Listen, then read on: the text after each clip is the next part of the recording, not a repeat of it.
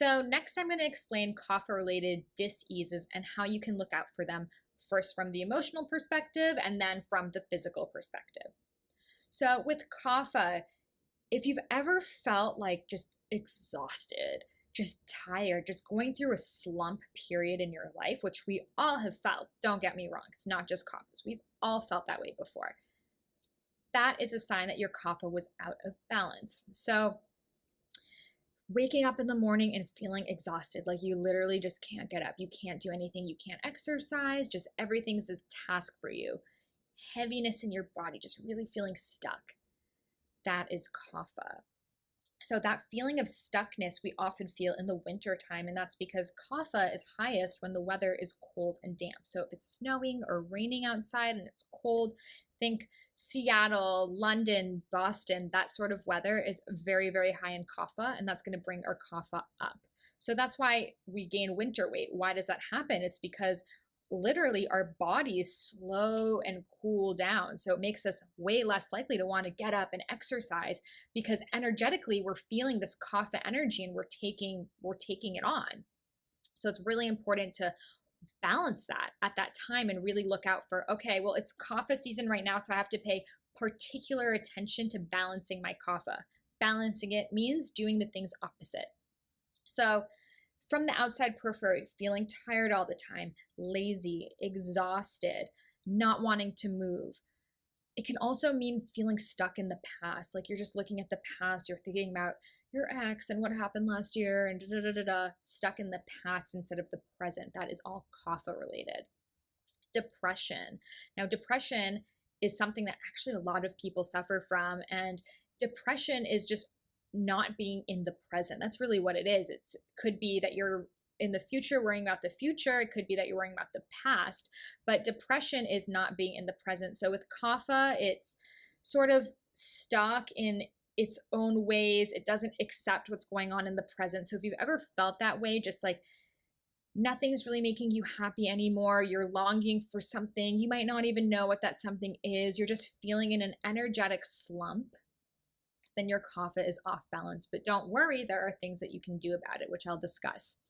So that's sort of what we feel from an energetic perspective when our kapha is off balance. Just, that right there is kapha. So what do we start feeling physically? Well, the physical symptoms really happen fast. I kind of brushed up on them already. So heaviness in the body, stuckness, gaining weight. When you're holding on to the past, you hold on to weight on your body. So people who are just kind of stuck, they're holding on to memories, they're holding on to traumas, a lot of emotional baggage. Physically, they begin carrying that baggage. A lot of what weight loss has to do with is letting go mentally. So then your body can let go physically. But if you haven't allowed yourself to let go of the past, your body's not going to let go of the weight that you're trying to release. So really releasing, surrendering, whatever it is that you're holding on to, speak to it and say, this is not serving me anymore. I don't need you. I'm ready to let you go. And once you make that mental shift of letting go, you will see your body suddenly, it has more energy. It can move more. It's active more. You're going to want to exercise more because you're not carrying that emotional burden on yourself. So with kapha, that heaviness and that stuckness really needs to be shed off. It's like you're holding like weights on you, or like a life jacket that's like all wrapped around you, and it could be in the form of fat, it can be in the form of water retention, just puffiness, just like looking at your face and it's like just really puffy. That's why we often feel it during times of our periods. Doesn't this sound like premenstrual? Well, it's because our body is going through a temporary kapha phase that it's holding on and it's kind of feeling stuck. And that's why we get these cravings and we want to overeat and we want to sleep. That's kapha right there. And that's why it happens in the winter time too. So really what we have to do is release it and shake it off, stimulate your body, exercise, move, try new things, get yourself out of the kapha slump, whatever it takes. And at the beginning, it really might feel like you're forcing yourself. And that's because kapha is very strong, very, very strong. And once you're trying to get out of that kapha, it's like, no, you need me. And it holds onto you because that's what kapha is. It's earth energy. What is more dense and heavy than the earth? So you have to shake it off in a loving, in a supportive way, not go away, I'm so fat. No self-loathing, but really just acknowledging whatever it is that energetically you're holding on to, so then physically you can release it. So what happens if we don't do that? What happens if we're just holding on to things and accumulating things and eating and holding on to emotions and letting that kapha build and build and build? Well, obesity, the obesity epidemic, 3 out of 10 Americans is suffering from it. This is huge. Why is that? It's because most of us are stuck in the past. We're not living present. We're holding on to things. Not only kapha holds on to possessions, we're literally holding on to things. If you're a hoarder, that's kapha right there, feeling like I need more, I need more, I need more. If you're a binge eater, that's kapha right there. If you've ever been depressed, that's kapha right there. So releasing that before it turns into actual obesity, diabetes. Diabetes is too much sweet. What is kapha related to? The sweet taste. Too many sweet foods, sweet, not only sugar, but also bread, any form of carbohydrate is sweet and energy. That's all going to increase your kapha. So if you are overweight, so you do not become obese, so you do not become diabetic, you must bring down your kapha. And this is huge. And with kapha, it is the hardest dosha to get rid of. But at the same time, once you get rid of it, it's very easy to keep it off. It's like a heavy weight. It's like, boom, obesity, you don't want to get out of it. And once you're out of it, and once you're in that routine of moving and being active and, having that sort of lifestyle, you don't want to go back there because you know what it's like and you don't want that anymore. So like I mentioned, vata is very easy to get in of and very easy to get out of because it's very windy. So we might feel like vata imbalances all the time. We might feel it throughout the day, whoever you are, it's very susceptible to being imbalanced. Pitta is medium. You might feel the imbalance, you might not. It's really dependent on you and your circumstances. Kapha, once you feel it, it's very hard to get rid of, but once you get rid of it, you're out of there. So it's true that some people, they go back and forth with weight loss. They lose the weight, they gain it back. They lose the weight and they gain it back. That's because they didn't get rid of their kapha. They did not change their mindset. They did not change their diet truly. What they did was they maybe exercised more or they followed a certain diet and they lost the weight, but they did not get rid of the surplus kapha within them, so it came back. So if you've ever felt like you're one of those people that you follow a diet and you're losing the weight and you're feeling really good and then something happens, you go back, address the kapha. That's really what's there. Emotionally, what is it that you're holding on to? What is it that maybe you can't forgive yourself for or forgive someone else for? There's a beautiful mantra and you just repeat, please forgive me, I forgive you, thank you, and I love you. And you repeat those 4 phrases and think about different people in your life. Who is it that you might have to forgive or seek forgiveness for? Who is it that you might have to thank or love? And most of the time with one person, all 4 of these things really play a role. So you might think about first, like your mother, please forgive me. I forgive you. I thank you. I love you. Think about your father. Think about your friends. Think about your partners. Think about your children. Think about all of these people who might have played a role in something in your life, positive, negative, both, and forgiving them and loving them and thanking them, because that way you can release whatever it is that you might be holding on to. And you might think, no, this is totally food related. I don't have any emotional issues. Behind every food related issue is an emotional issue. For some of us, it just takes more digging in to figure out what that is. So you might just have a lot of blocks right now of, nope, that can't be me. Don't want to think about it. But maybe practicing the please forgive me, I forgive you, I thank you, I love you.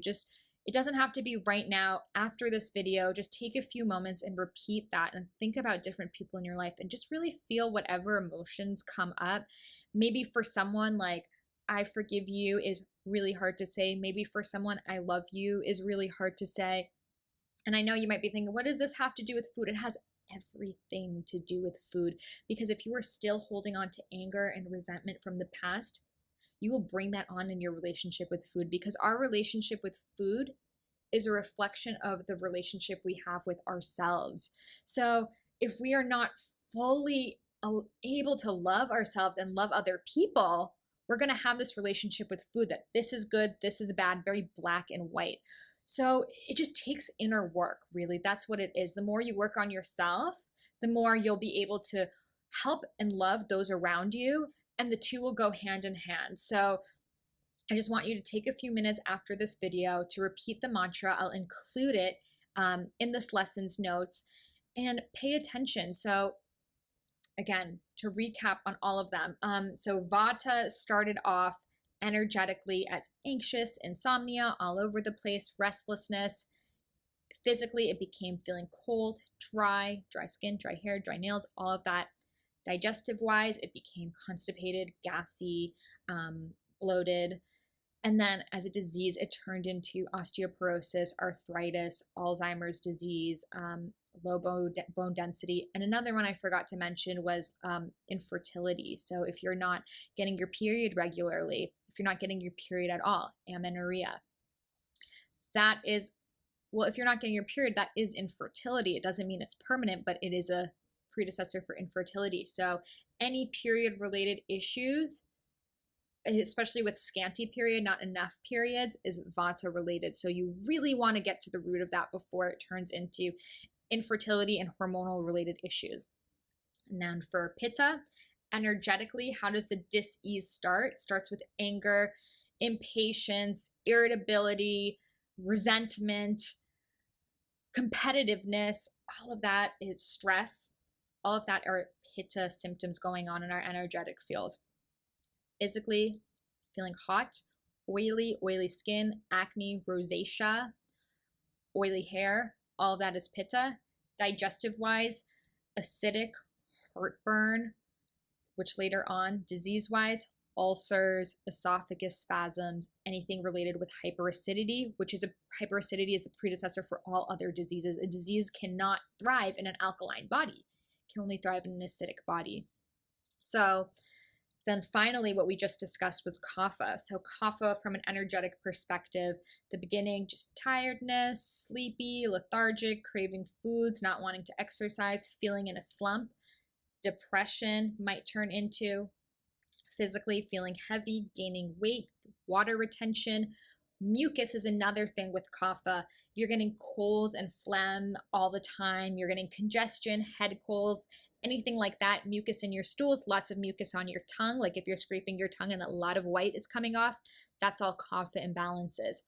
What happens digestively, your digestion is very slow, very heavy. It takes a long time for your body to break down the foods you eat. You might just feel really full for a long time. You might not have an appetite for a while and then suddenly binge eat. You might have a fixation on food. You might be looking at food for entertainment or love or something that it is not. That is all Kapha related. And the final stage of a Kapha disease is the obesity and the diabetes that 30% of Americans suffer with. So I share this with you because it is so empowering to know this. It allows you to see, wow, I feel this way, so this is what I can do about it before it turns into something that's worse. It's if you're too Kapha, I need to start exercising before I get diabetes and obesity, which, might seem common sense, but it's something that we don't think about. Just oh, I'm tired, whatever. It's so important to get moving. It's so important to follow a stimulating and cleansing diet with Kapha, especially because it's so easy to go that route. And once you get in it, it's very hard to get out of it. So no sweet foods, breads, and things like that. But with all of them, they all have first emotional symptoms that turn into physical symptoms. And I share this with you so you can see how the mind and body are connected and how you can use this as a tool in your toolbox to heal yourself, heal those around you, your children, your friends, your family, and tell them, oh, I've noticed that maybe you've been feeling irritable and you've been telling me you're just feeling really stressed out at work, and maybe it's really good to start meditating. You don't want it to turn into something else later on. And, in a very loving way, share with them how these diseases stem from dis-ease between the mind and body. And if they don't take care of it at its infant stage, it turns into something way worse. So we have full control over our health. Nothing comes out of the blue. It is all a symptom of something that has been going on for long periods of time. So tune in listen, notice what's going on in your body, and that's going to empower you to stay healthy for the long run. Namaste.